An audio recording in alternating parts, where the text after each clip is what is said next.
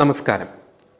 25 വർഷം മുമ്പ് എറണാകുളത്ത് നിന്നും പാലക്കാടിൻ്റെ പ്രേക്ഷിത മണ്ണിലെത്തി പാലക്കാട് രൂപതയിലെ വിശ്വാസി സമൂഹത്തിൻ്റെ ഹൃദയങ്ങളെ കീഴടക്കിയ പാലക്കാടിൻ്റെ സ്വന്തം മനതോടുത്ത പിതാവ്. പുഞ്ചിരിയോടെ എളിമയും സൗമ്യതയും മുഖമുദ്രയാക്കി തൻ്റെ ശുശ്രൂഷകളിലൂടെ സഭയ്ക്കും പൊതുസമൂഹത്തിനും വലിയൊരു അനുഗ്രഹമായി തീർന്ന പ്രിയ പിതാവ്. പൗരോഹിത്യത്തിൻ്റെ 50-ാം വാർഷികവും മെത്രാഭിഷേകത്തിൻ്റെ 30-ാം വാർഷികവും പാലക്കാട് രൂപതയുടെ മെത്രാനായതിൻ്റെ 25-ാം വാർഷികവും 75-ാം ജന്മദിനവും ആഘോഷിക്കുന്ന ഈ വേളയിൽ പാലക്കാട് രൂപതയുടെ അധ്യക്ഷ സ്ഥാനത്ത് നിന്ന് വിരമിക്കുമ്പോൾ തീർച്ചയായും ദൈവപരിപാലനയുടെ ഒത്തിരിയേറെ അനുഭവങ്ങൾ പ്രിയപ്പെട്ട പിതാവിന് പങ്കുവെക്കാനുണ്ടാകും. തീർച്ചയായും അതുതന്നെയാണ് ഇന്നത്തെ ഈ പ്രോഗ്രാമിലൂടെ മനതോടുത്ത പിതാവിനോട് നാം ചോദിച്ചറിയുന്നത്. പിതാവെ, ഒത്തിരി സ്നേഹത്തോടെ ഈ പ്രോഗ്രാമിലേക്ക് പിതാവിനെ സ്വാഗതം ചെയ്യുകയാണ്. പിതാവെ, 25 വർഷം മുമ്പാണ് എറണാകുളത്തു നിന്നും പിതാവ് പാലക്കാട് രൂപതയുടെ അധ്യക്ഷ സ്ഥാനത്തേക്ക് എത്തുന്നത്. ഇനിമ്പം പിതാവ് വിരമിച്ചതിന് ശേഷം തീർച്ചയായും ഈശോയുടെ തിരുഹൃദയത്തിന് ഇണങ്ങിയ ഒരു പിതാവിന് വേണ്ടിയിട്ട് പാലക്കാടിലെ വിശ്വാസി സമൂഹം പ്രാർത്ഥിച്ചുകൊണ്ടിരിക്കുകയായിരുന്നു. നമുക്കറിയാം, എറണാകുളം ഒരു നഗര കേന്ദ്രീകൃതമാണ്. പക്ഷേ പാലക്കാടിൻ്റെ അവസ്ഥ തികച്ചും വിഭിന്നമാണ്. ഗ്രാമീണ മേഖലകൾ, മലയോര മേഖലകൾ, തികച്ചും വ്യത്യസ്തമായ ഒരു സാഹചര്യത്തിലേക്ക് ആ ഒരു രൂപതയുടെ ഇടയസ്ഥാനത്തേക്ക് പിതാവ് കടന്നു വരും. പിതാവിന് മുമ്പിൽ ഒത്തിരിയേറെ വെല്ലുവിളികളുണ്ടായിരുന്നു. ആ ഒരു സമയത്ത് ആ വെല്ലുവിളികളെ പിതാവ് എങ്ങനെയാണ് അതിജീവിച്ചത്?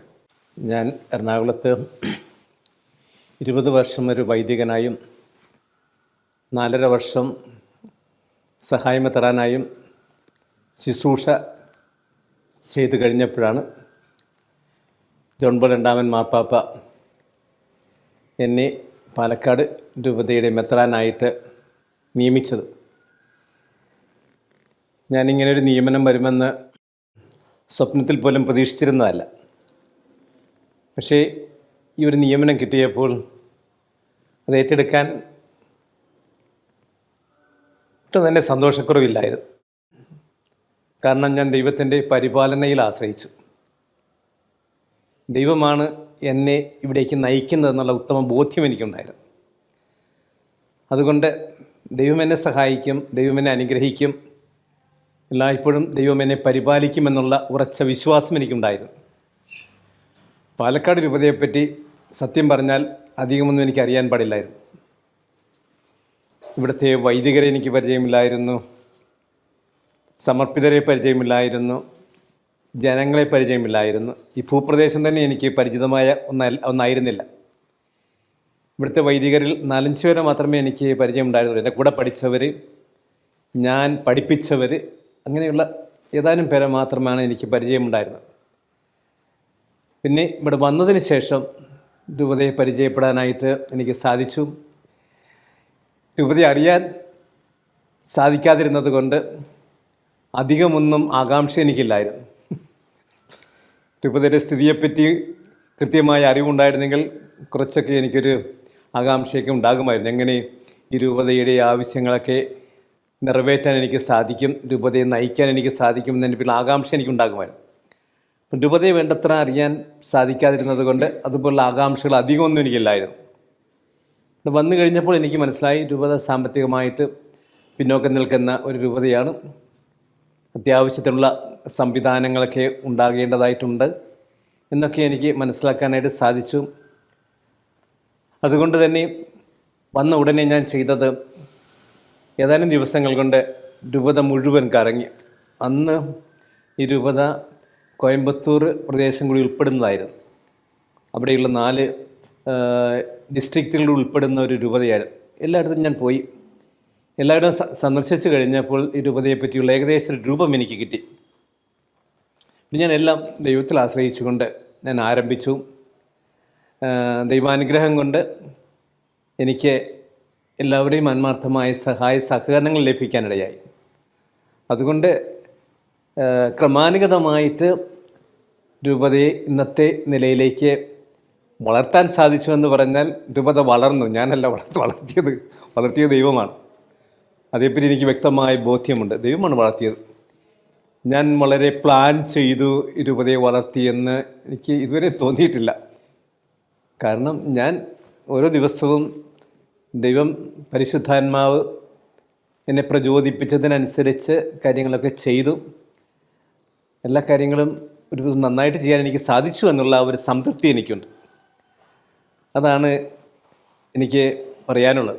എറണാകുളവുമായിട്ട് താരതമ്യപ്പെടുത്തുമ്പോൾ തികച്ചും വ്യത്യസ്തമായ ഒരു സാഹചര്യമാണ് പാലക്കാടുള്ളത്. പക്ഷെ അത് എനിക്കൊരു ബുദ്ധിമുട്ടായിട്ട് എനിക്ക് തോന്നിയില്ല കേട്ടോ. കാരണം എനിക്കുണ്ടായിരുന്ന ഒരു ബോധ്യം, ഞാനത് നിങ്ങളോട് തുറന്നു പറയുകയാണ്, ഷക്കൈന പ്രേക്ഷകരോട് തുറന്നു പറയുകയാണ്. ദൈവത്തിൻ്റെ പരിപാലനയിൽ ഞാൻ ആശ്രയിച്ചു, പൂർണ്ണമായ പ്രത്യാശ വെച്ചു. ആ പ്രത്യാശ അസ്ഥാനത്തായില്ല. ദൈവം എന്നെ നയിച്ചു. എനിക്ക് വലിയ കഴിവുകളുണ്ടെന്ന് ഞാൻ വിശ്വസിക്കുന്നില്ല. ഈ രൂപതയെ നയിക്കാൻ പ്രാപ്തനായ ഒരു വ്യക്തിയാണ് ഞാനെന്ന് ഞാൻ പറയുന്നില്ല.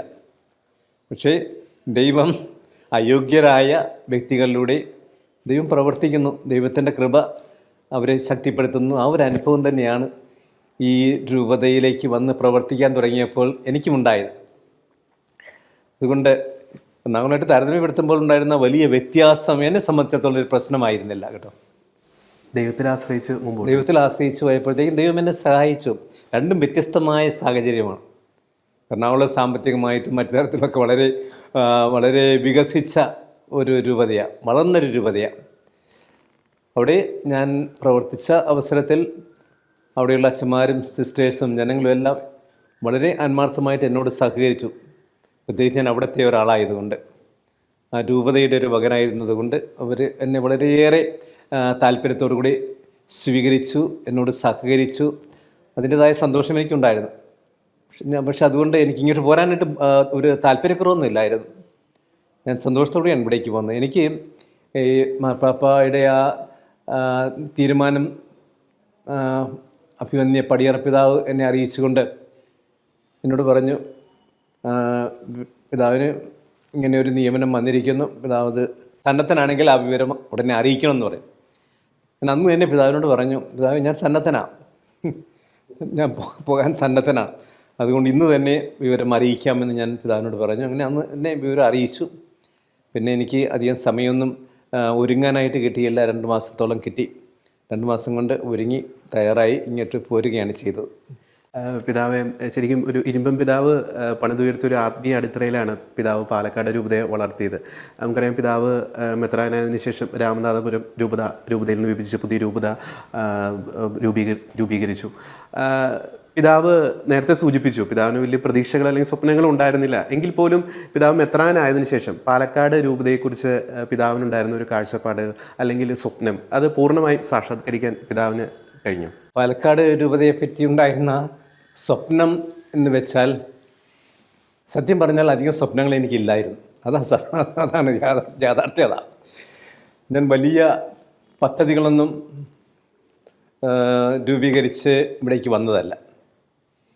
ഇവിടുത്തെ ജനത്തെ ആത്മീയമായിട്ടും ഭൗതികമായിട്ടും വളർത്തണം, വിശ്വാസത്തിൽ വളർത്തണം, പ്രത്യാശയിൽ വളർത്തണം, സ്നേഹത്തിൽ വളർത്തണം, പ്രേക്ഷിത ചൈതന്യത്തിൽ വളർത്തണം. ഇതാണ് എന്നിൽ നിക്ഷിപ്തമായ ദൗത്യം എന്നെനിക്കറിയാമായിരുന്നു. അതിനുവേണ്ടി ഞാൻ ആത്മാർത്ഥമായിട്ട് പരിശ്രമിക്കും. അതിന് സഹായകമായ പദ്ധതികൾ ഞാൻ ആവിഷ്കരിക്കും. അതിന് ഞാൻ എൻ്റെ പ്രവർത്തനങ്ങളിൽ മുൻതൂക്കം കൊടുക്കും എന്നൊക്കെയുള്ള ആ ഒരു തീരുമാനങ്ങൾ എൻ്റെ മനസ്സിലുണ്ടായിരുന്നു. പക്ഷേ എനിക്ക് അതിനനുസരിച്ച് പ്രവർത്തിക്കാനായിട്ട് നല്ല ദൈവം എന്നെ അനുഗ്രഹിച്ചു. പിന്നെ സാമ്പത്തികമായിട്ടും ഭൗതികമായിട്ടുമൊക്കെ രൂപതയെ വളർത്തണം, അതും എൻ്റെ ദൗത്യമാണെന്ന് എനിക്കറിയാമായിരുന്നു. ഒത്തിരി വളർത്തേണ്ടതായൊരു രൂപതയാണെന്നും എനിക്കറിയാമായിരുന്നു. പക്ഷെ ഞാൻ ഒത്തിരി പദ്ധതികളൊക്കെ ആവിഷ്കരിച്ച് ഈ രൂപതയെ സാമ്പത്തികമായിട്ട് അല്ലെങ്കിൽ ഭൗതികമായിട്ട് വളർത്താൻ ഞാൻ പരിശ്രമിച്ചില്ല. പക്ഷേ ക്രമാനുഗതമായിട്ട് ഓരോരോ ആവശ്യങ്ങൾ നിറവേറ്റിക്കൊണ്ട് രൂപതയെ നയിക്കാനായിട്ടാണ് ഞാൻ പരിശ്രമിച്ചത്. ആ പരിശ്രമം ഒരു നല്ല പരിധിവരെ, പൂർണ്ണമായിട്ടൊന്നും ഞാൻ പറയുന്നില്ല, ഒരു നല്ല പരിധിവരെ വിജയിച്ചു എന്ന് ഞാൻ വിശ്വസിക്കാം. വിജയിച്ചതിൻ്റെ കാരണം ഈ രൂപതാംഗങ്ങളായ അച്ഛന്മാരുടെയും സിസ്റ്റേഴ്സിൻ്റെയും ജനങ്ങളുടെയും ആ നല്ല സഹകരണമാണ്. പിതാവിൻ്റെ ശുശ്രൂഷ ജീവിതത്തിൽ, പ്രത്യേകിച്ച് പാലക്കാട് രൂപതയുടെ അധ്യക്ഷനായതിനു ശേഷം എടുത്തു പറയേണ്ട ഒരു പ്രധാനപ്പെട്ട ഒരു കാര്യം, പിതാവ് ഏകദേശം 100ഓളം ദേവാലയങ്ങളുടെ ഒരു പുനരുദ്ധാരണത്തിന് പിതാവ് നേതൃത്വം നൽകി. അതിനുള്ളൊരു പ്രചോദനം എന്തായിരുന്നു? 100 അല്ല, 100-ൽ കൂടുതൽ. കാരണം ഈ രാമനാഥപുരം രൂപതയിൽ ഇവിടെ ഉൾപ്പെടുന്ന പ്രദേശമായിരുന്നല്ലോ അന്നാണ്.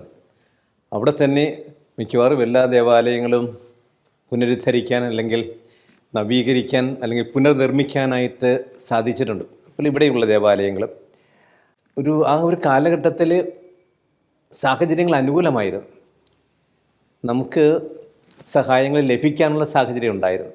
ഇന്ന് അപ്രകാരമുള്ള സാഹചര്യമല്ല. ആ സാഹചര്യങ്ങൾ ഞാൻ പരമാവധി പ്രയോജനപ്പെടുത്തി എന്ന് മാത്രമേ ഉള്ളൂ.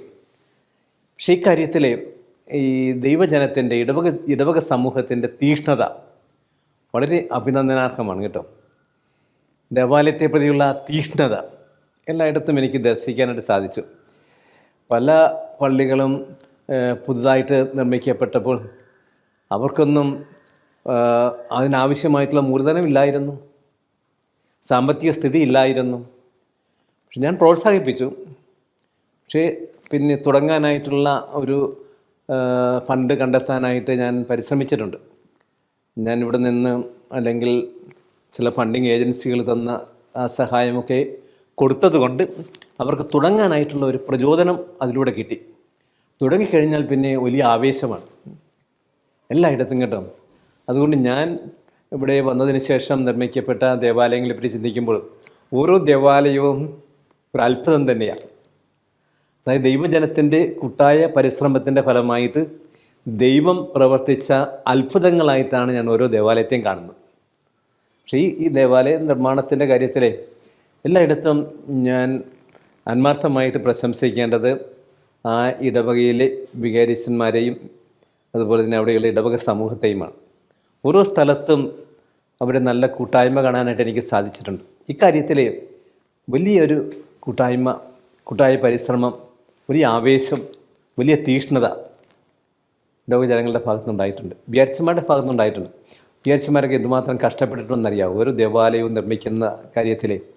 കാരണം നമുക്കറിയാം സാധനങ്ങളുടെ വിലയൊക്കെ വർദ്ധിച്ചു, പണിക്കൂലി വർദ്ധിച്ചു.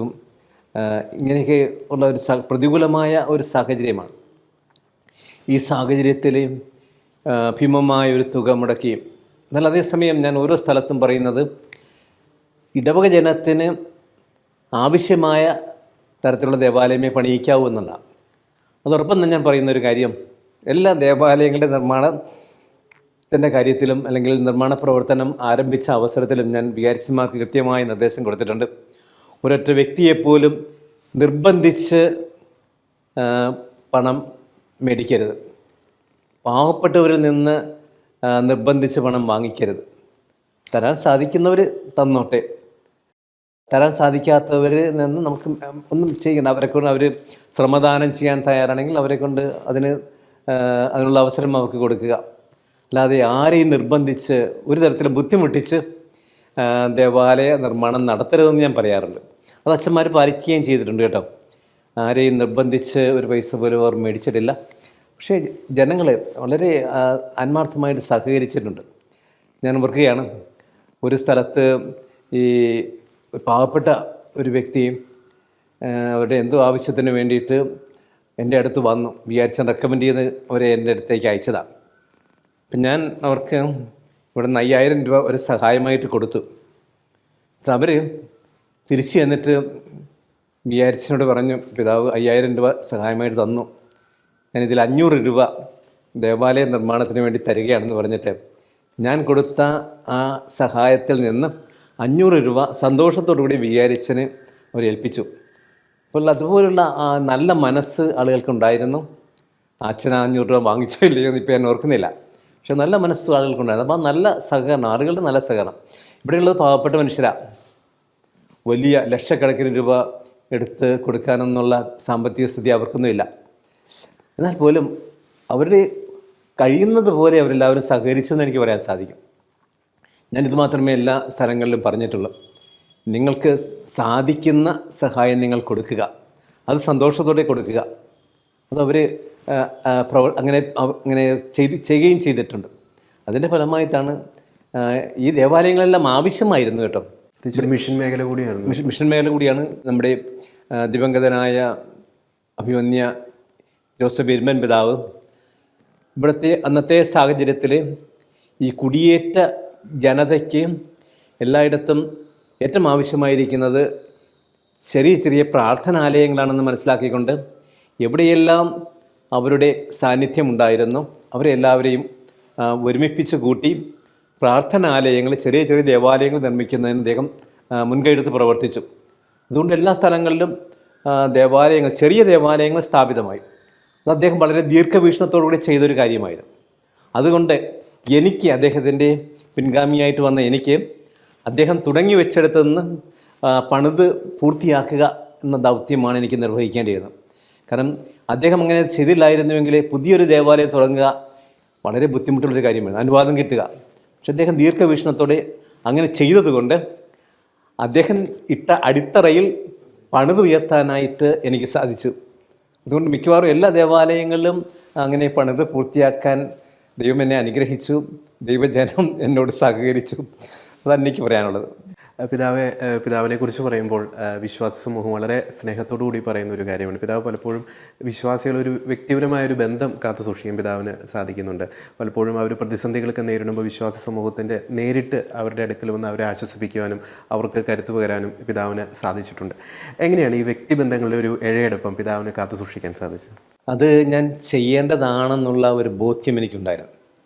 ഞാൻ എല്ലാവരെയും പരമാവധി സ്നേഹിക്കാനും മാനിക്കാനും പരമാവധി ശ്രവിക്കാനും പരമാവധി അവരെ ബഹുമാനിക്കാനും ഒക്കെ ഞാൻ ആത്മാർത്ഥമായിട്ട് പരിശ്രമിച്ചിട്ടുണ്ട്. പിന്നെ എൻ്റെ അടുത്ത് വരുന്നവരുണ്ടല്ലോ, എൻ്റെ അടുത്ത് വരുന്നത് ഓരോരോ ആവശ്യങ്ങളുമായിട്ടാണ്. അവരെ ഏതെല്ലാം വിധത്തിൽ സഹായിക്കാൻ എനിക്ക് സാധിക്കുമോ ആ വിധത്തിലെല്ലാം സഹായിക്കുന്നതിൽ ഞാൻ താല്പര്യമെടുത്തിട്ടുണ്ട്. അതുകൊണ്ട് എന്നെ സമീപിച്ച ഒരൊറ്റ വ്യക്തി പോലും പ്രയാസപ്പെട്ട് വേദനിച്ച് ദുഃഖിച്ച് പോകരുതെന്നുള്ള ഒരു നിലപാട് എനിക്കുണ്ടായിരുന്നു. അതുകൊണ്ട് ഞാൻ വരുന്നവരെല്ലാവരെയും സന്തോഷത്തോടെ സ്വീകരിക്കുമായിരുന്നു. അത് ഞാൻ വൈദികനായ അവസരത്തിലെടുത്ത ഒരു പ്രതിജ്ഞയാണ്. അതായത് എന്നെ കാണാൻ വരുന്ന എല്ലാവരെയും ബഹുമാനത്തോടെ സ്വീകരിക്കുക. ഞാൻ ഒരൊറ്റ വ്യക്തിയെ പോലും നിർത്തി സംസാരിക്കാറില്ല. വരുമ്പോൾ തന്നെ അവരോട് ഇരിക്കാൻ പറയും. എത്ര പാവപ്പെട്ട മനുഷ്യനാണെങ്കിലും പാവപ്പെട്ടവരെ വലിയ ധനവാന്മാരെയും അക്കാര്യത്തിൽ ഞാൻ വേർതിരിച്ച് കണ്ടിട്ടില്ല. എല്ലാവരെയും ഞാൻ ബഹുമാനിക്കാനായിട്ട് പരിശ്രമിച്ചിട്ടുണ്ട്. അതുകൊണ്ട് വരുന്നവരെ ഞാൻ ഉടനെ വരുമ്പോൾ തന്നെ ഇരിക്കാൻ പറയും. ഇത് അവർക്ക് പറയാനുള്ളത് ഞാൻ കേൾക്കും. ഏതെല്ലാം തരത്തിൽ അവർ സഹായിക്കാൻ സാധിക്കുമോ ആ വിധത്തിലൊക്കെ സഹായിക്കാൻ ഞാൻ പരിശ്രമിക്കും. ഞാൻ എടുത്തിട്ടുള്ള ഒരു പ്രതിജ്ഞ അതാണ്. അതായത് ആരും എന്നെ വന്ന് കാണുന്ന ഒരൊറ്റ മനുഷ്യനും എന്നെ വന്ന് കണ്ടിട്ട് പിതാവ് ഞങ്ങളോട് അല്പം പോലും ഒരു പരിഗണന കാണിച്ചില്ല, അല്പം പോലും ഒരു സ്നേഹം കാണിച്ചില്ല, ഞങ്ങളെ കേൾക്കാനായിട്ട് പരിശ്രമിച്ചില്ല എന്നുള്ള ഒരാരോപണം ആരും എന്നെപ്പറ്റി പറയാനിടയാകരുത് എന്നുള്ള ഒരു നിലപാടാണ് ഞാൻ സ്വീകരിച്ചിരിക്കുന്നത്. എന്നാൽ പോലും എല്ലാവരെയും പ്രീതിപ്പെടുത്താൻ എനിക്ക് സാധിച്ചിട്ടില്ല കേട്ടോ. ചില പള്ളികളിൽ നിന്ന് പരാതിയായിട്ട് വരുന്നവർക്ക് ആ പരാതി ഞാൻ കേട്ടുവെന്ന് അവർ തീർച്ചയായിട്ടും പറയും, കേൾക്കാതെയൊന്നും വിട്ടിട്ടില്ല. പക്ഷെ ആഗ്രഹിച്ച രീതിയിലുള്ള പരാതിക്ക് പരിഹാരം ഉണ്ടാക്കി കൊടുക്കാനായിട്ട് എനിക്ക് സാധിച്ചിട്ടില്ല. പക്ഷേ എല്ലാവരെയും ഞാൻ സ്നേഹത്തോടെ സ്വീകരിച്ചു എന്നവരെല്ലാവരും പറയും. സാധിക്കുമെങ്കിൽ ഞാൻ അവർക്കൊരു ചായയും കൊടുത്തിട്ടേ വിട്ടിട്ടുള്ളൂ. എല്ലാവരോടും ആവശ്യത്തിലുള്ളൊരു മാനുഷികമായിട്ടുള്ള പരിഗണന എല്ലാവരോടും ഞാൻ കാണിച്ചിട്ടുണ്ട്. കാണിക്കുന്ന ഒരു സമീപനമാണ് ഞാൻ എല്ലായ്പ്പോഴും സ്വീകരിച്ചിട്ടുള്ളത്. എന്നോട് പരിഭവമുള്ള വ്യക്തികളെപ്പോലും ഞാൻ സ്നേഹത്തോടെ സ്വീകരിച്ചിട്ടുള്ളൂ. അത് നമ്മുടെ ഈ വിശ്വാസ സമൂഹത്തിൽപ്പെട്ടവരായിരുന്നാലും മറ്റ് മതസ്ഥരായിരുന്നാലും എല്ലാവരോടും ഞാനൊരു സ്നേഹവും പരിഗണനയും ബഹുമാനവും കാണിക്കാനായിട്ട് പരിശ്രമിച്ചിട്ടുണ്ട്. അതൊരു ബോധപൂർവം ഞാൻ ചെയ്യുന്നൊരു കാര്യമാണ്. അതോടൊപ്പം പിതാവിന് എങ്ങനെയാണ് എപ്പോഴും ഈ ഒരു പുഞ്ചിരിക്കുന്ന ഒരു മുഖം കാത്തു സൂക്ഷിക്കാൻ സാധിച്ചത്? അത് ദൈവത്തിൻ്റെ ഒരു അനുഗ്രഹമാണെന്ന് വേണം പറയാനായിട്ട്. എനിക്കെന്തോ ദൈവം തന്ന ഒരു അനുഗ്രഹമാണ്. ഞാൻ എല്ലായ്പ്പോഴും ഇങ്ങനെ ഒരു സ്നേഹത്തോടെ പുഞ്ചിരിക്കുന്ന ഒരു മുഖത്തോടെയാണ് ഞാൻ പെരുമാറിയിട്ടുള്ളത്. അത് ഞാൻ മനഃപൂർവ്വം ചെയ്യുന്നതാണോ എന്ന് ചോദിച്ചാൽ എനിക്കങ്ങനെ ചെയ്യാൻ സാധിക്കുള്ളൂ. മറിച്ച് ചെയ്യാനായിട്ട് എനിക്ക് സാധിക്കുന്നില്ല.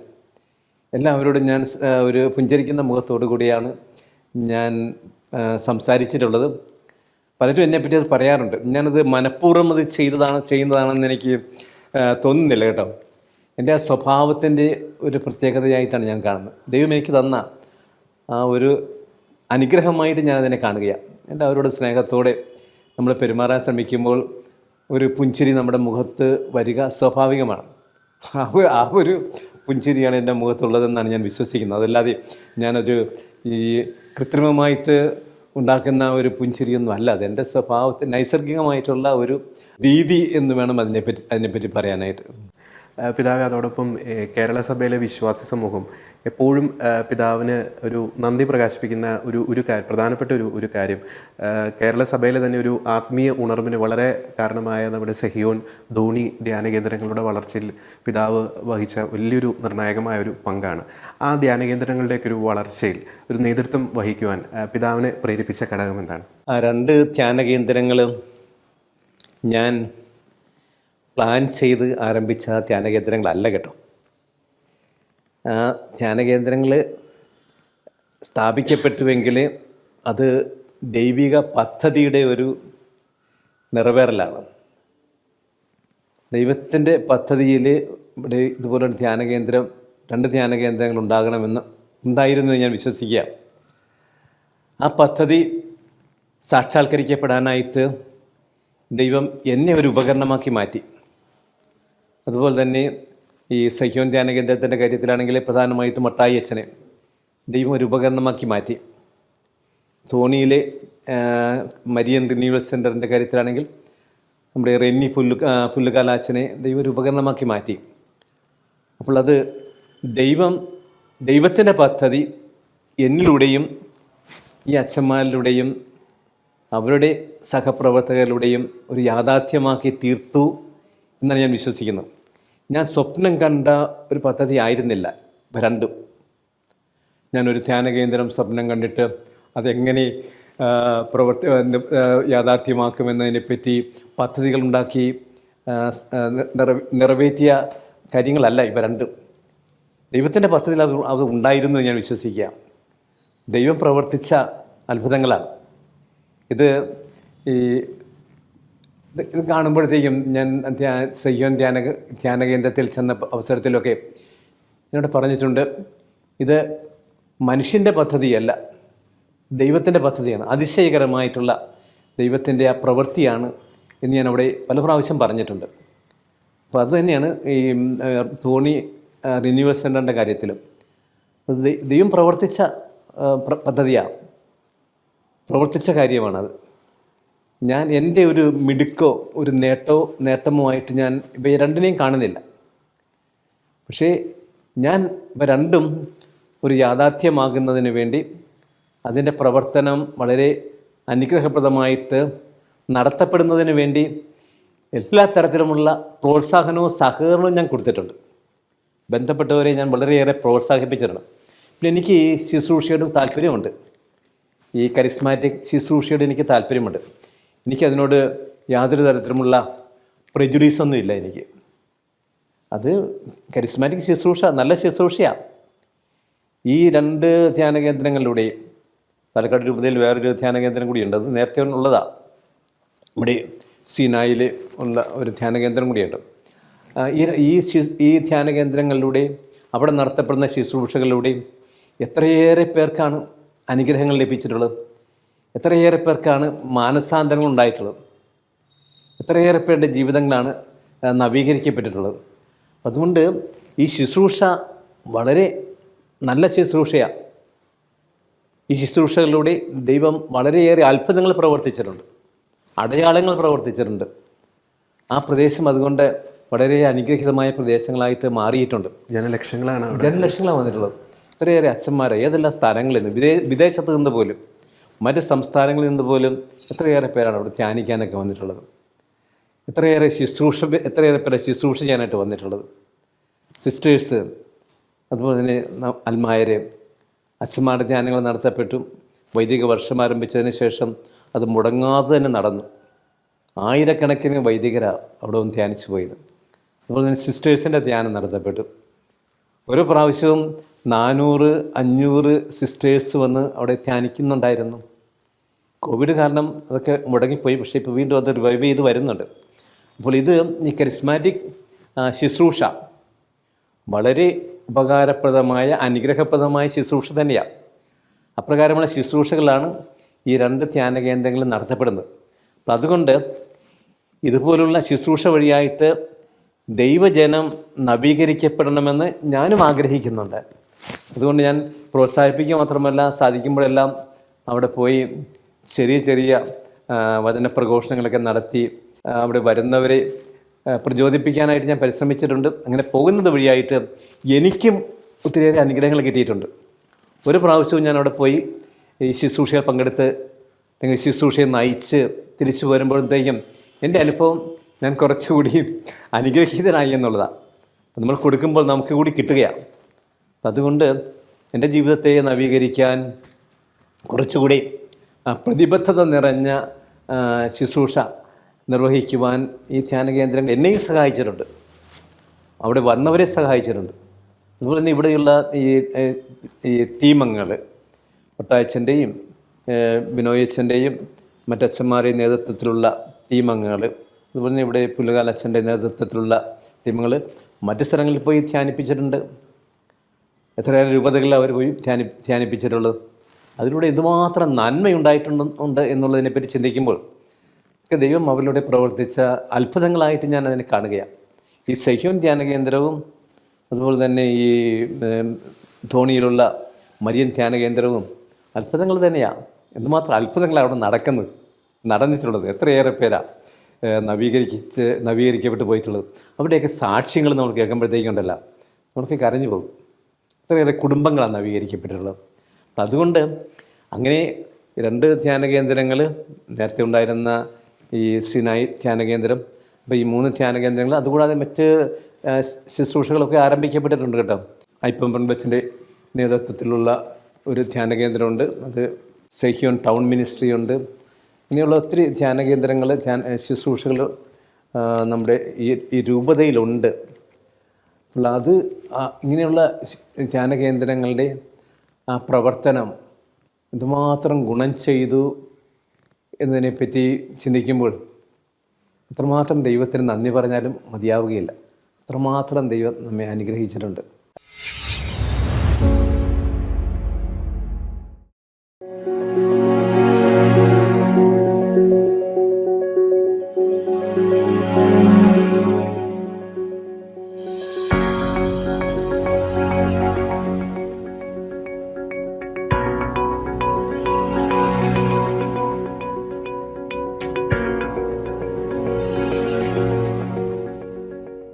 പിതാവ്, അതോടൊപ്പം തന്നെ പിതാവിൻ്റെ ഒരു ശക്തമായ പിന്തുണയോടുകൂടി യാഥാർത്ഥ്യമായ ഒന്നാണ് PDM, preachers of divine Mercy. എനിക്ക് തോന്നുന്നു പിതാവാണ് ആ ഒരു പേര് സജസ്റ്റ് ചെയ്തെന്ന് പറഞ്ഞ് കേട്ടിട്ടുണ്ട്.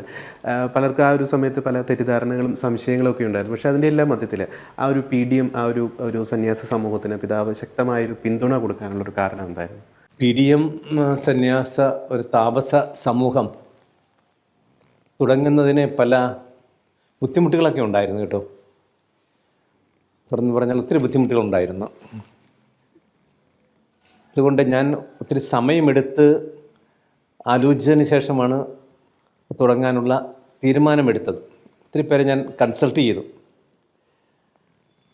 ചെയ്തപ്പോഴാണ് എനിക്ക് മനസ്സിലാക്കാൻ സാധിച്ചത് ഇതും ഒരു ദൈവത്തിൻ്റെ ഒരു പദ്ധതിയാണെന്ന് എനിക്ക് മനസ്സിലാക്കാൻ സാധിച്ചു. അപ്പോൾ ദൈവത്തിൻ്റെ പദ്ധതിയാണെങ്കിൽ ഇന്നല്ലെങ്കിൽ നാളെ അത് നിറവേറപ്പെടും. ആ ഒരു വിശ്വാസം എനിക്കുണ്ടായിരുന്നു. അതുകൊണ്ട് ഞാൻ വളരെയേറെ സമയമെടുത്ത് ആലോചിച്ച് പ്രാർത്ഥിച്ച് തന്നെയാണ് PDM തുടക്കം കുറിച്ചത്. ഇത്രയേറെ സമയമെടുത്തു. അതിൻ്റെ പേരിൽ എനിക്ക് വിമർശനങ്ങളൊക്കെ ഏൽക്കേണ്ടതായിട്ട് വന്നു.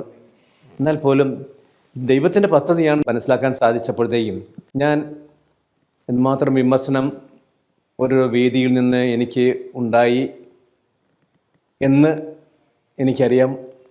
അതെല്ലാം ഉണ്ടായെങ്കിൽ പോലും ദൈവത്തിൻ്റെ പദ്ധതി നിറവേറപ്പെടുന്നത് ഞാൻ തടസ്സം നിൽക്കില്ല എന്ന് ഞാൻ തീരുമാനിച്ചു. അതുകൊണ്ട് വെല്ലുവിളികളുണ്ടായിരുന്നു, തെറ്റിദ്ധാരണകളുണ്ടായിരുന്നു, വിമർശനങ്ങളുണ്ടായിരുന്നു. ഇവയൊക്കെ ഉണ്ടായിരുന്നെങ്കിലും ദൈവത്തിൻ്റെ പദ്ധതിയാണെന്ന് മനസ്സിലാക്കിയപ്പോൾ അതിനനുസരിച്ച് പ്രവർത്തിക്കാൻ ഞാൻ തീരുമാനമെടുത്തു. പറഞ്ഞ നേരാണ്. ഞാൻ തന്നെയാണ് ഇങ്ങനെയൊരു പേര് നിർദ്ദേശിച്ചത്. ഞാൻ ആലോചിച്ചെടുത്തൊരു പേരൊന്നുമല്ല. പെട്ടെന്ന് എൻ്റെ മനസ്സിലേക്ക് കടന്നു വന്ന ഒരു പേര്, ദൈവം എന്നെ പ്രചോദിപ്പിച്ച ഒരു പേരെന്ന് തന്നെ ഞാൻ വിശ്വസിക്കുകയാണ്. Preachers of divine Mercy. പിന്നീടാണ് ഞാൻ അറിഞ്ഞത് വിശുദ്ധയായ ഫൗസ്തീന ഇപ്രകാരം ഒരു സന്യാസ സമൂഹം ആരംഭിക്കണമെന്ന്, അല്ലെങ്കിൽ ഫൗസ്തീനായോട് കർത്താവ് തന്നെ അരുളി ചെയ്തു എന്നുള്ള രീതിയിൽ ഫൗസ്തീനായുടെ ആ പുസ്തകത്തിൽ പറയുന്നുണ്ട്. ഇതൊന്നും എനിക്കറിയാൻ പാടില്ലായിരുന്നു. എൻ്റെ മനസ്സിലേക്ക് കടന്നു വന്ന, അല്ലെങ്കിൽ ദൈവം എനിക്ക് തന്ന ഒരു പ്രചോദനമായിരുന്നു ഇപ്രകാരം ഒരു താമസ സമൂഹത്തിന് രൂപം കൊടുക്കണം എന്നത്. അത് എനിക്ക് മനസ്സിലാക്കാൻ സാധിച്ചപ്പോൾ എതിർപ്പുകൾ ഉണ്ടായിരുന്നുവെങ്കിലും ഞാൻ ആലഞ്ചേരി പിതാവിനോടും മറ്റു പിതാക്കന്മാരോടൊക്കെ ആലോചിച്ചു. ഈ നമ്മുടെ സിറോ മലബാർ സഭയുടെ സ്ഥിരം സിനഡിലും ഇക്കാര്യത്തെപ്പറ്റി ചർച്ച നടത്തി. അവരെല്ലാവരും അനുകൂലമായിട്ട് പ്രതികരിച്ചതിൻ്റെ ഫലമായിട്ട്, ആവശ്യമായിട്ടുള്ള അനുവാദം അവരൊക്കെ തന്നതിൻ്റെ ഫലമായിട്ടാണ് ഈ ഒരു താമസ സമൂഹത്തിന്, സന്യാസ സമൂഹത്തിന് തുടക്കം കുറിക്കാൻ, ആരംഭിക്കാനായിട്ട് ഞാൻ തീരുമാനമെടുത്തത്. എടുത്തു കഴിഞ്ഞിട്ട് അതിനുണ്ടായ ആ വളർച്ച ദൈവത്തിൻ്റെ പദ്ധതിയാണെന്നുള്ളതിൻ്റെ ഒരു തെളിവായിരുന്നു കേട്ടോ. നല്ല ഒരു പ്രോത്സാഹനം എല്ലാ ഭാഗത്തു നിന്നും കിട്ടി. എല്ലാ ഭാഗത്തു നിന്നും അതിന് വലിയൊരു പിന്തുണ ലഭിച്ചു. വളരെയേറെ പേര് ഈ ചുരുങ്ങിയ കാലം കൊണ്ട് അതിൻ്റെ അംഗങ്ങളായിട്ട് മാറി. ഒത്തിരി വെല്ലുവിളികൾ ഉണ്ടായിരുന്നു. എങ്കിൽ പോലും ആ വെല്ലുവിളികളെ എല്ലാം ശരിയായ രീതിയിൽ നേരിട്ടുകൊണ്ട് ഇതിനെതിരായിട്ടുള്ള ആരോപണങ്ങളൊക്കെ ഉന്നയിച്ചവർക്ക് പോലും തൃപ്തികരമായ തരത്തിൽ തീരുമാനങ്ങളെടുത്ത് മുമ്പോട്ട് പോകാനായിട്ട് സാധിച്ചു. അതിൻ്റെ ഫലമായിട്ട് അത് ഇന്ന് വളരെ നല്ല രീതിയിൽ പ്രവർത്തിച്ചു കൊണ്ടിരിക്കുകയാണ്. ഒത്തിരിയേറെ കാൻഡിഡേറ്റ്സ് അവർക്കുണ്ട്. ഇപ്പോൾ 3 പേര് ഈ ഫൈനൽ പ്രൊഫഷൻ എടുത്തവരായിട്ടുണ്ട്. താൽക്കാലിക പ്രൊഫഷൻ എടുത്തവർ 8 പേരോളുണ്ട്. ഇങ്ങനെ വളരെ വലിയ രീതിയിൽ വളർന്നുകൊണ്ടിരിക്കുന്ന ഒരു സന്യാസ സമൂഹം, താമസ സമൂഹമാണ് PDM എന്ന് പറയാൻ എനിക്ക് സന്തോഷമുണ്ട്. അപ്പോൾ ദൈവത്തിൻ്റെ പദ്ധതിയാണെങ്കിൽ ദൈവം വളർത്തും, ദൈവം അതെല്ലാം നയിച്ചുകൊള്ളും. ഈ ഒരു ബോധ്യമാണ് എന്നെ പ്രോത്സാഹിപ്പിച്ചത്. അല്ലെങ്കിൽ ഞാൻ ഒരിക്കലും ഒരു സന്യാസ സമൂഹം സ്ഥാപിക്കാനായിട്ട് ഞാൻ മുൻകൈ എടുക്കുന്ന ആളല്ല. പക്ഷേ ദൈവത്തിൻ്റെ പദ്ധതിയാണെന്ന് മനസ്സിലാക്കാൻ സാധിച്ചപ്പോൾ ഞാൻ തീരുമാനിച്ചു, ഞാൻ ഒരിക്കലും ഒരു കാരണവശാലും ഇതിന് ഞാൻ തടസ്സം നിൽക്കില്ല എന്ന് ഞാൻ തീരുമാനിച്ചു. അതിൻ്റെ ഫലമായിട്ടാണ് എതിർപ്പുകളും ബുദ്ധിമുട്ടുകളും ഒക്കെ തടസ്സങ്ങളൊക്കെ ഉണ്ടായിരുന്നെങ്കിലും ഞാൻ യാഥാർത്ഥ്യമാകുന്നതിന് വേണ്ട നടപടികളെടുത്തത്. ഞാൻ മുൻപ് പറഞ്ഞില്ലേ, ഞാൻ നമ്മുടെ ഒരു നെഹേമിയ മിഷൻ അതിൻ്റെ പെട്ടെന്ന് ആ പേര് എനിക്ക് കിട്ടിയില്ല. അതിൻ്റെ ആഭിമുഖ്യത്തിൽ എന്തുമാത്രം നല്ല പ്രവർത്തനങ്ങളാണ് നടക്കുന്നറിയാവും, എത്രമാത്രം നല്ല ധ്യാനങ്ങളാണ് നടക്കുന്നത്. ഇത്രയേറെ പേർക്കാണ് അതുകൊണ്ട് ഫലമുണ്ടായിട്ടുള്ളത്. ഇതെല്ലാം ദൈവത്തിൻ്റെ പദ്ധതികളാണ്. ദൈവത്തിൻ്റെ പദ്ധതികൾ സാക്ഷാത്കരിക്കപ്പെടുന്നതിന് വേണ്ടി നേതൃത്വം കൊടുക്കുക, അതാണ് എൻ്റെ ദൗത്യമെന്ന് എനിക്കറിയാമായിരുന്നു. ദൈവം ആഗ്രഹിക്കുന്ന ഒരു പദ്ധതി എൻ്റെ താല്പര്യക്കുറവ് കൊണ്ട്, ഞാൻ തടസ്സം നിൽക്കുന്നതുകൊണ്ട് അത് സാക്ഷാത്കരിക്കപ്പെടാതിരിക്കുകയാണെങ്കിൽ എന്തൊരു ദുസ്ഥിതിയായിരിക്കും അതല്ലേ. അത് നമ്മുടെ ഈ കൊച്ചു ത്രേസ്യ പുണ്യവതി അവരുടെ പിതാവിൻ്റെ അടുത്ത്, മാർട്ടിൻ്റെ അടുത്ത് പോയി സന്യാസ സമൂഹത്തിൽ ചേരാനുള്ള അനുവാദം ചോദിച്ചപ്പോഴത്തേക്കും അദ്ദേഹത്തിന് വലിയ പ്രയാസമുണ്ടായി. പക്ഷെ അദ്ദേഹം കുറച്ച് നേരം പ്രാർത്ഥിച്ചതിന് ശേഷം അദ്ദേഹം ചിന്തിച്ചത് ഇപ്രകാരമാണ്: അവളെപ്പറ്റി എനിക്ക് വളരെയേറെ സ്വപ്നങ്ങളുണ്ട്, നല്ല സ്വപ്നങ്ങളുണ്ട്. പക്ഷേ അവളെപ്പറ്റി ദൈവത്തിലുള്ള സ്വപ്നമാണ് എൻ്റെ സ്വപ്നങ്ങളെക്കാൾ പ്രധാനപ്പെട്ടത്. ഞാൻ ഒരിക്കലും ദൈവത്തിൻ്റെ സ്വപ്നത്തിന്, ദൈവത്തിൻ്റെ പദ്ധതിക്ക് തടസ്സം നിൽക്കുകയില്ല എന്നുള്ള നിലപാട് അദ്ദേഹം എടുത്തതുകൊണ്ട് അവൾക്ക് ഒരു സന്യാസ സമൂഹത്തിൽ ചേരാൻ സാധിച്ചു. അവളൊരു വലിയൊരു വിശുദ്ധിയായിട്ട് മാറി. അവളുടെ പിതാവ് അതിന് തടസ്സം നിന്നിരുന്നെങ്കിൽ എന്തോ ഒരു വിപത്താകും അത് മാറുമായിരുന്നു. അപ്പോൾ അതുപോലെ തന്നെ ഞാനും ഞാനിപ്പോൾ എൻ്റെ കഴിവോ മിടുക്കോ ആയിട്ടൊന്നും ഞാൻ ഇതിനെ കാണുന്നില്ല. ദൈവത്തിൻ്റെ പദ്ധതിക്ക് ഞാൻ തടസ്സം നിന്നില്ല. അത് നടപ്പിലാകാൻ എന്നെക്കൊണ്ട് ഞാൻ സാധിക്കുന്ന സഹായം ഞാൻ ചെയ്തു, നേതൃത്വം ഞാൻ കൊടുത്തു എന്ന് മാത്രമേ ഈ പ്രീച്ചേഴ്സ് ഓഫ് ഡിവൈൻ മേഴ്സിയെ പറ്റി ചിന്തിക്കുമ്പോൾ എനിക്ക് പറയാനുള്ളൂ. പിതാവ് പാലക്കാട് രൂപതയ്ക്ക് അഭിവന്തി ഇരുമ്പൻ പിതാവിന് ശേഷം മനതോടത്ത് പിതാവിന് ലഭിച്ചതുപോലെയാണ് പിതാവിനെ പോലെ തന്നെ ഒരു ശക്തമായ നേതൃത്വമാണ് പീറ്റർ പിതാവിനെ കുറിച്ച് 2 വാക്ക് പിതാവ്. പീറ്റർ പിതാവിനെ പറ്റി ചിന്തിക്കുമ്പോൾ പീറ്റർ പിതാവ് ഈ രൂപതയുടെ തൃതീയ മെത്രാനായി വരുന്നതിൽ വളരെയേറെ സന്തോഷിക്കുന്ന ഒരു വ്യക്തിയാണ് ഞാൻ. കാരണം അദ്ദേഹം പ്രാപ്തനായ ഒരു വ്യക്തിയാണ്. ഈ രൂപതയ്ക്ക് അനുയോജ്യനായ ഒരു വ്യക്തിയാണ്. ഈ രൂപതയെ അറിയുന്ന ഒരു വ്യക്തിയാണ്. ഈ രൂപതയെ സ്വന്തമാക്കിയ ഒരു വ്യക്തിയാണ്. അദ്ദേഹം പാലായിൽ ജനിച്ചു വളർന്ന ആളാണ്. പക്ഷേ വൈദിക പരിശീലനം ഇവിടെ നടത്തിയ ആളാണ്. അതുകൊണ്ട് ഈ രൂപതയെ അദ്ദേഹത്തിന് നന്നായിട്ട് അറിയാം. എന്നെപ്പോലെ അല്ല അദ്ദേഹം. ഞാൻ ഈ രൂപതയെ ഒട്ടും തന്നെ പരിചയമില്ലാത്ത ഒരാളായിരുന്നു. പക്ഷെ ഇദ്ദേഹം പീറ്റർ പിതാവിനെ പറ്റി പറയുകയാണെങ്കിൽ അദ്ദേഹം ഈ രൂപതയെ അറിയാവുന്ന ഒരു വ്യക്തിയാണ്. രൂപതയിലെ വൈദികരെ അറിയാം, സമർപ്പിതരെ അറിയാം, ദൈവജനത്തെ അറിയാം. അദ്ദേഹം പല ഇടവുകളിലും വികാരിയായിട്ട് അദ്ദേഹം പ്രവർത്തിച്ചിട്ടുണ്ട്. അതുപോലെ തന്നെ പല ഉത്തരവാദിത്തമേറിയ സ്ഥാനങ്ങളും അദ്ദേഹത്തെ ഫലമേൽപ്പിച്ചിട്ടുണ്ട്. അതെല്ലാം വളരെ കാര്യക്ഷമമായിട്ട് നിർവഹിക്കാൻ അദ്ദേഹത്തിന് സാധിച്ചിട്ടുണ്ട്. പിന്നെ ഒത്തിരി കഴിവുകൾ അദ്ദേഹത്തിനുണ്ട്. ദൈവം നല്ല കഴിവുകൾ അദ്ദേഹത്തിന് കൊടുത്തിട്ടുണ്ട്. അതുകൊണ്ടാണ് ഞാൻ പറഞ്ഞത് പ്രാപ്തനായ ഒരു വ്യക്തിയാണ്. ഒരു രൂപതാധ്യക്ഷന് ആവശ്യമായിരിക്കുന്ന കഴിവുകൾ അദ്ദേഹത്തിനുണ്ട്. അതുകൊണ്ട് അദ്ദേഹത്തെ ഈ രൂപതയുടെ അധ്യക്ഷനായിട്ട് ലഭിച്ചതിൽ എനിക്ക് വളരെയേറെ സന്തോഷമുണ്ട്. അദ്ദേഹം നേരത്തെ തന്നെ അദ്ദേഹത്തിന് ഒരു രൂപതയുടെ മെത്രാനായിട്ട് നിയമിക്കപ്പെടാനുള്ള ഒരവസരം ഉണ്ടായപ്പോൾ അദ്ദേഹം അതിൽ വിസമ്മതിച്ച ആളാണ്. അതുകൊണ്ട് ഈ രൂപതയ്ക്ക് അദ്ദേഹത്തെ മെത്രാനായിട്ട് കിട്ടാനിടയായി. പക്ഷേ ഈ രൂപതയിലെ ദൈവജനത്തെ അദ്ദേഹം അത്രമാത്രം സ്നേഹിക്കുന്നുണ്ട്. അവരിൽ അത്ര വലിയ പ്രതീക്ഷ അദ്ദേഹം അർപ്പിക്കുന്നുണ്ട്. അതുകൊണ്ടാണ് ഈ രൂപതയുടെ മെത്രാനാകാനുള്ള ആ ഒരു നിയോഗം വന്നപ്പോൾ തടസ്സമൊന്നും പറയാതെ അദ്ദേഹം അതിന് തയ്യാറായത്. അതുപോലെ തന്നെ അദ്ദേഹത്തിൻ്റെ ആ പെരുമാറ്റം, അദ്ദേഹത്തിൻ്റെ സമീപനം എല്ലാവർക്കും വളരെയേറെ സ്വീകാര്യമായ ഒന്നാണ്. എല്ലാവരും അത് ഇഷ്ടപ്പെടുന്ന ഒന്നാണ്. സിറോ മലബാർ സഭയിലെ മെത്രാന്മാർക്ക് അദ്ദേഹത്തിൽ വലിയ പ്രതീക്ഷയുണ്ട്, വളരെ വിശ്വാസമുണ്ട്. അതുകൊണ്ട് അദ്ദേഹത്തെ ഈ രൂപതയുടെ മെത്രാനായിട്ട് നിയമിക്കുന്ന കാര്യത്തെപ്പറ്റി ചർച്ച വന്നപ്പോഴത്തേക്കുണ്ടല്ലോ, ഒരൊറ്റ വ്യക്തിക്ക് പോലും ഒരു എതിരഭിപ്രായം പറയാനില്ല. എല്ലാവർക്കും സുസമ്മതനായിട്ടുള്ള ഒരു വ്യക്തിയാണ് അദ്ദേഹം. അദ്ദേഹം എല്ലാവരുടെയും പ്രതീക്ഷകൾക്കനുസരിച്ച് ഉയർന്ന് പ്രവർത്തിക്കുമെന്നുള്ള ആ ഒരു പ്രതീക്ഷയാണ് എനിക്കുമുള്ളത്. ഞാൻ ഈ അവസാനമായിട്ട് എഴുതിയ ഇടയലേഖനത്തിൽ ഞാൻ ഈ രൂപതയിലെ ദൈവജനത്തോട് പറഞ്ഞിരിക്കുന്നത് തന്നെയാണ്. നിങ്ങളിൽ വലിയ പ്രതീക്ഷ അർപ്പിച്ചുകൊണ്ടാണ് അദ്ദേഹം ഈ രൂപതയുടെ മെത്രാൻ സ്ഥാനം ഏറ്റെടുക്കാൻ പോകുന്നത്. അദ്ദേഹം നിങ്ങളിൽ അർപ്പിക്കുന്ന പ്രതീക്ഷകൾക്കനുസരിച്ച് നിങ്ങൾ ഉയർന്ന് പ്രവർത്തിക്കണം. നിങ്ങൾ അദ്ദേഹത്തിന് വേണ്ടി പ്രാർത്ഥിക്കണം, അദ്ദേഹത്തോട് ആത്മാർത്ഥമായിട്ട് സഹകരിക്കണം. അങ്ങനെ നിങ്ങൾ ചെയ്യുകയാണെങ്കിൽ ദൈവം അദ്ദേഹത്തിന് ഏൽപ്പിച്ചതായ ഈ ദൗത്യം ഏറ്റവും ഫലപ്രദമായിട്ട് നിർവഹിക്കും എന്ന് ഞാൻ അവസാനമായിട്ട് എഴുതിയ ഇടയലേഖനത്തിൽ ഈ പാലക്കാട് രൂപതയിലെ ദൈവജനത്തോട് ഞാൻ പറയുകയുണ്ടായി. പിതാവിൻ്റെ കുടുംബം വലിയൊരു കുടുംബമാണ്. എനിക്കിന്ന് കുടുംബാംഗങ്ങൾ പിതാവിനെ സ്നേഹത്തോടെ കുഞ്ഞായി എന്നാണ് വിളിക്കുന്നത്.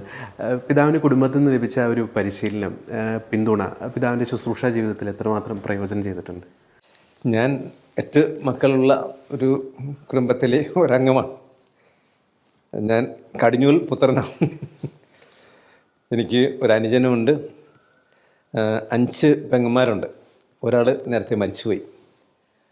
അപ്പോൾ എൻ്റെ കുടുംബം അത്ര സാമ്പത്തികമായിട്ട് മുന്നോക്കം നിൽക്കുന്ന കുടുംബമൊന്നുമല്ല, സാധാരണ ഒരു കുടുംബമാണ്. അപ്പോൾ എൻ്റെ അപ്പനും അമ്മയൊക്കെ അധ്വാനിച്ച് ഞങ്ങളെ വളർത്തിയതിൻ്റെ ഓർമ്മകൾ ഒത്തിരി എനിക്കുണ്ട്. അതുകൊണ്ട് ചെറുപ്രായത്തിൽ തന്നെ ഉത്തരവാദിത്ത ബോധത്തോടെ പ്രവർത്തിക്കാൻ ദൈവം എന്നെ സഹായിച്ചിട്ടുണ്ട്.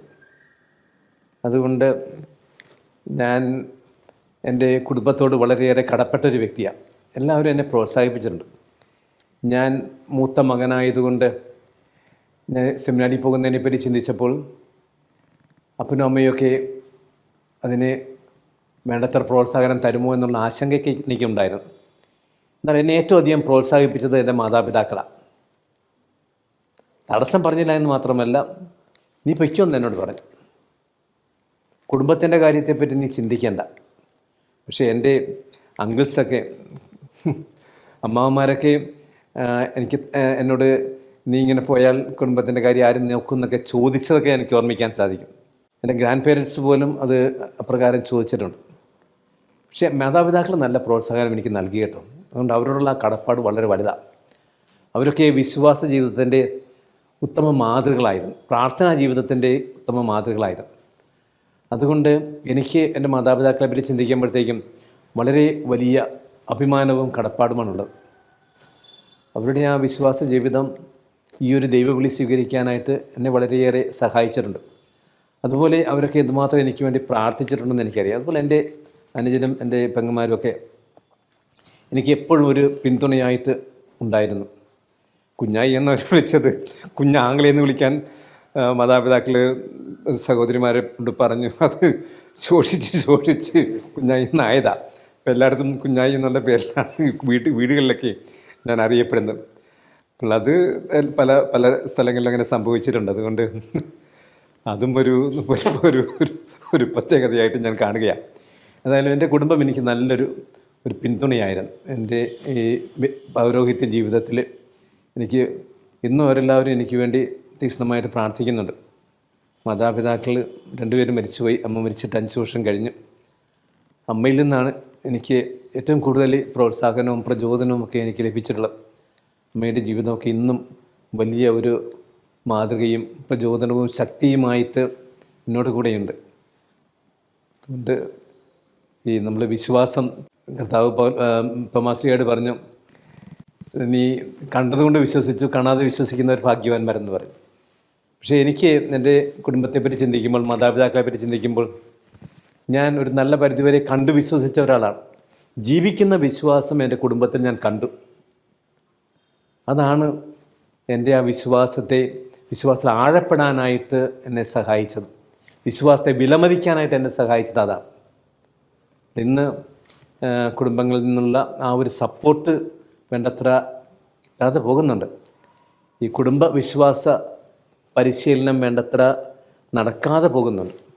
അതുകൊണ്ട് പലരും വിശ്വാസത്തിൽ നിന്ന് വ്യതിചലിച്ച് പോകുന്നതിൻ്റെ ഒരു കാരണം അതാണെന്ന് ഞാൻ വിശ്വസിക്കുന്നു. പിതാവെ, പ്രത്യേകിച്ച് പിതാവിൻ്റെ ശുശ്രൂഷ കാലയളവിൽ പടിയേറ പിതാവിൻ്റെയും പറയക്കട്ടി പിതാവിൻ്റെയും ഒക്കെ ഒരു സെക്രട്ടറി ആയിട്ട് പിതാവിനെ ശുശ്രൂഷ ചെയ്യാൻ സാധിച്ചത് വലിയൊരു ഭാഗ്യം തന്നെയായിരുന്നില്ലേ? ഞാൻ പടിയേറ പിതാവിൻ്റെയും പാറേക്കട്ടി പിതാവിൻ്റെയും മാത്രമല്ല മങ്കുഴിക്കട്ടി പിതാവിൻ്റെയും സെക്രട്ടറി ആയിട്ട് പ്രവർത്തിച്ചിട്ടുണ്ട്. ഒരവസരത്തിൽ 3 പേരുടെയും സെക്രട്ടറി ആയിട്ടും ഞാൻ പ്രവർത്തിച്ചു. അതായത് പാറേക്കാട്ടി പിതാവിൻ്റെ സെക്രട്ടറി ആയിരുന്നു, മങ്കുഴിക്കരി പിതാവ് അവിടെ സഹായമെത്രാനായിരുന്നു, പിന്നെ പടിയേറ പിതാവ് അവിടെ വന്നു. ഇവർ 3 പേരും ഒരു കാലഘട്ടത്തിൽ അവിടെ ഒരുമിച്ചുണ്ടായിരുന്നു. അപ്പോൾ 3 പേരുടെയും സെക്രട്ടറി ആയിട്ട് ഞാൻ പ്രവർത്തിച്ചിട്ടുണ്ട്. അതിലേറ്റവും കൂടുതൽ ഞാൻ പ്രവർത്തിച്ചത് പാറേക്കാട്ടി പിതാവിൻ്റെ സെക്രട്ടറി ആയിട്ടാണ്. ഞാനൊരു ബിഷപ്പായപ്പോൾ ഒരു ബിഷപ്പിൻ്റെ ഉത്തരവാദിത്തങ്ങൾ നിറവേറ്റാൻ എനിക്ക് വലിയൊരു സഹായമായിട്ട് മാറിയത് പാറേക്കാട്ടി പിതാവിൻ്റെ കൂടെ ഉണ്ടായിരുന്ന എൻ്റെ പ്രവർത്തനമാണ്. പല കാര്യങ്ങളും പഠിക്കാൻ എന്നെ സഹായിച്ചത് അതാണ്. പാറേക്കാട്ടി പിതാവ് എങ്ങനെ കാര്യങ്ങളൊക്കെ കൈകാര്യം ചെയ്യുന്നു, എപ്രകാരം അച്ഛന്മാരോടും സിസ്റ്റേഴ്സിനോടും ജനങ്ങളോടുമൊക്കെ പെരുമാറുന്നു, ഏതെല്ലാം സമീപനങ്ങൾ അദ്ദേഹം സ്വീകരിക്കുന്നു, ഇങ്ങനെ കാര്യങ്ങളൊക്കെ നടത്തുന്നു എന്നെല്ലാം നേരിട്ട് കണ്ട് മനസ്സിലാക്കാൻ എനിക്ക് സാധിച്ചു. ഈ രൂപതയുടെ ഉത്തരവാദിത്തങ്ങൾ നിർവഹിക്കുന്ന കാര്യത്തിൽ എന്തുമാത്രം അദ്ദേഹത്തിന് ബുദ്ധിമുട്ടുകളുണ്ടായിരുന്നു എന്നുള്ളതും ഞാൻ കണ്ട് മനസ്സിലാക്കിയിട്ടുണ്ട്. അതുകൊണ്ട് അദ്ദേഹത്തിൻ്റെ കൂടെ ഉണ്ടായിരുന്ന ആ ഒരു പ്രവർത്തനം, ശുശ്രൂഷ, എൻ്റെ ശുശ്രൂഷ നിർവഹണത്തിൽ എനിക്ക് വലിയ ഒരു സപ്പോർട്ടായിരുന്നു. ഇവിടെ വന്നപ്പോഴേ ഇപ്പോൾ റോമിലേക്കൊക്കെ എഴുത്തുകൾ എഴുതുന്ന കാര്യത്തിൽ, മറ്റ് ബിഷപ്സുമായിട്ടുള്ള ബന്ധങ്ങളിലൊക്കെ എനിക്ക് ഈ പാറേക്കാട്ടി പിതാവിൻ്റെ കൂടെ ഉണ്ടായിരുന്ന പ്രവർത്തനം എനിക്ക് വലിയൊരു സപ്പോർട്ടായിരുന്നു. പാറേക്കാട്ടി പിതാവ് എന്നോട് വലിയ സ്നേഹമായിരുന്നു, എന്നിൽ വലിയ വിശ്വാസമായിരുന്നു. എന്തുകൊണ്ടാണെന്ന് എനിക്കറിയാൻ പാടില്ല. ഒരു മകനെപ്പോലെ പിതാവ് എന്നെ പരിഗണിച്ചിരുന്നു. എന്നോട് അത്രമാത്രം കോടിയലായിട്ട് പിതാവ് സംസാരിച്ചിരുന്നു. പിതാവിൻ്റെ മനസ്സിലുണ്ടായിരുന്നതെല്ലാം പിതാവ് പങ്കുവയ്ക്കുമായിരുന്നു. ഒരു സുഹൃത്തിനോടെന്ന് പറഞ്ഞാൽ പിതാവിനോട് കാര്യങ്ങളൊക്കെ പറയുമായിരുന്നു. അതുകൊണ്ട് ഞാൻ പിതാവിനെ കാണുന്നത് എന്നെ വളർത്തിയൊരു പിതാവെന്നുള്ള രീതിയിലാണ്. പിതാവ് എന്നെ അത്രമാത്രം വളർത്തിയത് കൊണ്ട് എനിക്ക് എൻ്റെ ഈ ബിഷപ്പിനടുത്ത മെത്രാനടുത്ത ശുശ്രൂഷ നിർവഹിക്കുന്ന കാര്യത്തിൽ എനിക്ക് ഒത്തിരിയേറെ അനുഗ്രഹമായിട്ട് മാറിയത്. അതുകൊണ്ട് പിതാവിനോട് വലിയൊരു കടപ്പാട് എനിക്കുണ്ട്. പടിയറ പിതാവിൻ്റെ സെക്രട്ടറി ആയിരുന്നു ഞാൻ. പിതാവിൻ്റെ കാലത്ത് ഞാൻ ചാൻസലറായിരുന്നു. പിതാവിനോടും വലിയൊരു കടപ്പാട് എനിക്കുണ്ട്. പിതാവാണ് എന്നെ സഹായമെത്രാനായിട്ട് നിയമിക്കാൻ ശുപാർശ ചെയ്തത്. പിതാവും എന്നോട് വളരെ സ്നേഹത്തോടുകൂടെ പെരുമാറിയിട്ടുണ്ട് കേട്ടോ. പിതാവിനെ ഞാൻ വളരെ സ്നേഹത്തോടെ കടപ്പാടോടെ സ്മരിക്കുന്നുണ്ട്. അതുപോലെ തന്നെ മങ്കഴിക്കരി പിതാവാണ് എനിക്ക് പട്ടം നൽകിയത്. തിരുപ്പട്ടം എനിക്ക് നൽകിയത് മങ്കഴിക്കരി പിതാവാണ്. പിതാവിന് എന്നോട് വലിയ സ്നേഹമായിരുന്നു.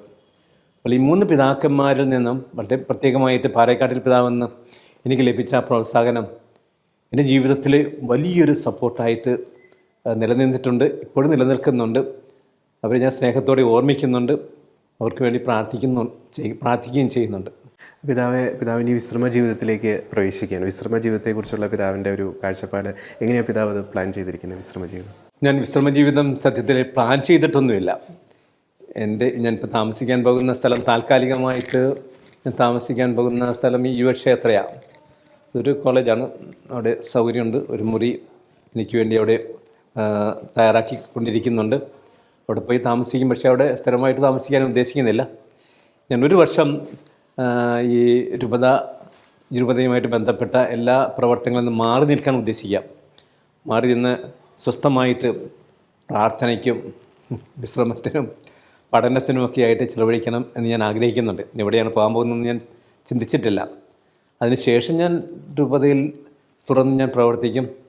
ഞാൻ ഈ രൂപതയുടെ ഇടയൻ ആയിരുന്നു 25 വർഷം. ഇപ്പോൾ പുതിയൊരു ഇടയൻ ഈ രൂപതയിൽ വരികയാണ്. പുതിയൊരു ഇടയൻ ഈ രൂപതയിൽ വന്നു കഴിയുമ്പോൾ ഇടയനെടുത്ത പ്രവർത്തനങ്ങളിൽ അദ്ദേഹം നടത്തും. നല്ലൊരു ബിഷപ്പായതുകൊണ്ട് ഒരു ബിഷപ്പിനെടുത്ത ശുശ്രൂഷകൾ ഇനി നിർവഹിക്കാൻ എനിക്ക് സാധിക്കും. അത് ചെയ്യാൻ ഞാൻ ഉദ്ദേശിക്കുന്നുണ്ട്. ഇപ്പോൾ തീർത്തും ഈ ശുശ്രൂഷ നിർവഹണത്തിൽ തീർത്തും മാറി നിൽക്കാൻ ഞാൻ ആഗ്രഹിക്കുന്നില്ല. ദൈവം ആരോഗ്യം തരുന്നിടത്തോളം കാലം സാധിക്കുന്നവരെല്ലാം സാധിക്കുന്ന വിധത്തിൽ സഹായിക്കുക എന്നുള്ള ഒരു നിലപാടാണ് ഞാൻ എടുത്തിരിക്കുന്നത്. പിതാവിൻ്റെ പൗരോഹിത്യ ജീവിതത്തിലേക്കും അതോടൊപ്പം തന്നെ മേൽപ്പെട്ട ശുശ്രൂഷ ജീവിതത്തിലേക്കൊക്കെ തിരിഞ്ഞു നോക്കുമ്പോൾ പിതാവ് എത്രമാത്രം സംതൃപ്തനാണ്? പ്രത്യേകിച്ച് ഈ പാലക്കാട് രൂപതയിലെ എൻ്റെ ഈ മെത്രാനെടുത്ത ശുശ്രൂഷയെപ്പറ്റി ചിന്തിക്കുമ്പോൾ, അതുപോലെ തന്നെ 50 വർഷം നീണ്ടു നിന്ന പൗരോഹിത്യ ജീവിതത്തെപ്പറ്റി ചിന്തിക്കുമ്പോൾ ഞാൻ തികച്ചും സംതൃപ്തനാണ്. സംതൃപ്തി എനിക്കുള്ളത് ഒത്തിരി കാര്യങ്ങൾ ചെയ്തതിൻ്റെ സംതൃപ്തിയല്ല, ഏൽപ്പിച്ച ഉത്തരവാദിത്വം വിശ്വസ്തയോടെ നിർവഹിക്കാനായിട്ട് ഞാൻ പരിശ്രമിച്ചു. ആ പരിശ്രമം ഒരു നല്ല പരിധിവരെ ദൈവാനുഗ്രഹം കൊണ്ട് വിജയകരമായി. അതിൻ്റെ സംതൃപ്തി എനിക്കുണ്ട്. അതിൻ്റെ സംതൃപ്തിയും സന്തോഷവും ഒക്കെയാണ് എൻ്റെ ഹൃദയത്തിൽ നിറഞ്ഞു നിൽക്കുന്നത്. അതുകൊണ്ട് ഒത്തിരി കാര്യങ്ങൾ നേടിയതിൻ്റെ ആ ഒരു സംതൃപ്തിയല്ല, സന്തോഷമല്ല. ദൈവം ഏൽപ്പിച്ച ഉത്തരവാദിത്തങ്ങൾ ദൈവത്തിൽ പ്രത്യാശ അർപ്പിച്ചുകൊണ്ട് നിറവേറ്റാനായിട്ട് പരിശ്രമിച്ചതിൻ്റെ ഫലമായിട്ട് അതെല്ലാം ഒരു നല്ല പരിധിവരെ നിറവേറ്റാൻ സാധിച്ചു എന്നുള്ള ആ ഒരു സംതൃപ്തിയാണ് എനിക്കുള്ളത്. വേറെയുള്ള അത് എനിക്ക് ഞാൻ ഈ ദിവസങ്ങളിൽ ഒരിക്കൽ കത്തീഡ്രൽ ദേവാലയത്തിൽ പോയി ഞാൻ ഈ രൂപതയുടെ ചുമതല ഏറ്റെടുത്തപ്പോൾ എന്നെ ഇരുത്തിയ ഒരു കസേരയുണ്ടല്ലോ, കസേര ഇരുത്തിക്കൊണ്ടാണല്ലോ രൂപതയുടെ ചുമതല ഓരോരുത്തരും ഏറ്റെടുക്കുന്നത് അല്ലെങ്കിൽ ഏൽപ്പിക്കുന്നത്. ഞാൻ ആദ്യമായിട്ട് ആ കസേരയിൽ പോയി ഇരുന്നു രൂപതയുടെ ഉത്തരവാദിത്വം ഏറ്റെടുത്ത അവസരത്തിൽ എൻ്റെ മനസ്സിൽ നിറയെ ആശങ്കകളായിരുന്നു. എങ്ങനെ ഇതെല്ലാം എനിക്ക് നിർവഹിക്കാൻ സാധിക്കും, രൂപതയുടെ ഉത്തരവാദിത്തങ്ങൾ നിർവഹിക്കാൻ എനിക്ക് സാധിക്കുമെന്നതിനെ പറ്റിയുള്ള ആശങ്കകൾ എനിക്കുണ്ടായിരുന്നു. പക്ഷെ ഞാൻ 25 വർഷം പൂർത്തിയാക്കിയ ആ ദിവസം ഞാൻ വീണ്ടും അവിടെ പോയി. ആരുമില്ലായിരുന്നു അവിടെ, വിചാരിച്ച് മാത്രമേ ഉണ്ടായിരുന്നുള്ളൂ. ദേവാലയ ശുശ്രൂഷയും ഉണ്ടായിരുന്നു. ഞാൻ ഒരിക്കൽ കൂടി ആ കസേരയിൽ പോയി ഇരുന്നു. കുറച്ച് സമയം കണ്ണടച്ചിങ്ങനെ ഇരുന്നു. എന്നപ്പോഴത്തേക്കും എൻ്റെ മനസ്സിൽ നിറഞ്ഞു നിന്നത് സന്തോഷമാണ്, സംതൃപ്തിയാണ്, നന്ദിയാണ്. ദൈവത്തോടുള്ള നന്ദി. ആ 25 വർഷം അന്ന് ആശങ്കകൾ നിറഞ്ഞൊരു മനസ്സായിരുന്നെങ്കിൽ ഇന്ന് എൻ്റെ മനസ്സ് സന്തോഷവും സംതൃപ്തിയും സ്നേഹവും നിറഞ്ഞ ഒരു മനസ്സാണ്. എല്ലാം ദൈവത്തിൻ്റെ കാരുണ്യത്തിൻ്റെ ഫലമായിട്ടാണ്. പരിശുദ്ധ അമ്മ പറഞ്ഞതുപോലെ ശക്തനായവൻ എനിക്ക് വലിയ കാര്യങ്ങൾ ചെയ്തതിനെ പ്രതിയുള്ള ആ ഒരു സന്തോഷമാണ് എനിക്ക് ഇന്നുള്ളത്. പിന്നിട്ട വഴികളിലെ ദൈവാനുഭവത്തെക്കുറിച്ച് വളരെ ഹൃദയസ്പർശിയായി അഭിവന്ദ്യ ജേക്കബ് മനന്തോടത്ത് പിതാവ് ഈ നിമിഷങ്ങളിൽ നമ്മോട് സംസാരിക്കുകയായിരുന്നു. അഭിവന്ദ്യ പിതാവിന് ഈ അവസരത്തിൽ ഷെക്കീന ന്യൂസിൻ്റെ എല്ലാ ആദരവും, തുടർന്നുള്ള വിശ്രമ ജീവിതത്തിന് എല്ലാ ആശംസകളും പ്രാർത്ഥനകളും നേരുകയാണ്. പിതാവിൻ്റെ വിലയേറിയ സമയം ഷെക്കീന ന്യൂസുമായി പങ്കുവച്ചതിന് പിതാവിന് ഒത്തിരി നന്ദി. ജോർജിക്കും ഷെക്കീന ന്യൂസിനും ഞാൻ ഹൃദയപൂർവ്വം നന്ദി പ്രകാശിപ്പിക്കാം. ആദ്യമായിട്ടാണ് ഷെക്കീന ന്യൂസിൻ്റെ ഇതുപോലുള്ളൊരു അഭിമുഖത്തിൽ ഞാൻ സംബന്ധിക്കുന്നത്. പക്ഷേ ഈ അഭിമുഖം എൻ്റെ ഹൃദയ വികാരങ്ങൾ പ്രകടിപ്പിക്കാനുള്ള ഒരവസരമായി ഞാൻ വിശ്വസിക്കുക. എല്ലാം ഞാൻ തുറന്ന് പറഞ്ഞു.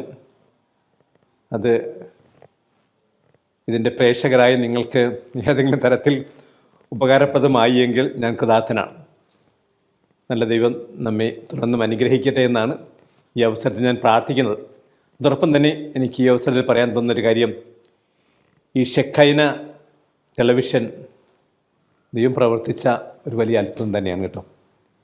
ഇതുപോലുള്ള ഒരു ന്യൂസ് ചാനൽ നമുക്ക് ഉള്ളത് കൊണ്ട് എന്തുമാത്രം പേരാണ് ഇതിലൂടെ അനുഗ്രഹീതരായിട്ട് മാറുന്നത്. വളരെയേറെ പ്രേക്ഷകർ ഉണ്ടെന്ന് എനിക്കറിയാം. അവരൊക്കെ എന്തുമാത്രം അഭിമാനത്തോടും സന്തോഷത്തോടും കൂടിയാണ് ഇത് കാണുന്നതെന്ന് എനിക്കറിയാം. അതുകൊണ്ട് ഇതുപോലൊരു പ്രസ്ഥാനത്തിന് തുടക്കം കുറിക്കുന്നതിന് നേതൃത്വം എടുത്ത നമ്മുടെ ബ്രദർ സന്തോഷ് കരുമത്തരയെയും അദ്ദേഹത്തിൻ്റെ എല്ലാ സഹപ്രവർത്തകരെയും, ഇന്നത്തെ ഈ അഭിമുഖത്തിന് ഇവിടെ എത്തിയ ജോർജിയെയും അദ്ദേഹത്തിൻ്റെ എല്ലാ സഹപ്രവർത്തകരെയും ഈ അവസരത്തിൽ ഞാൻ സ്നേഹത്തോടെ ഓർക്കുകയാണ്. അവർക്കെല്ലാവർക്കും ഞാൻ ഹൃദയപൂർവ്വം നന്ദി പ്രകാശിപ്പിക്കുകയാണ്.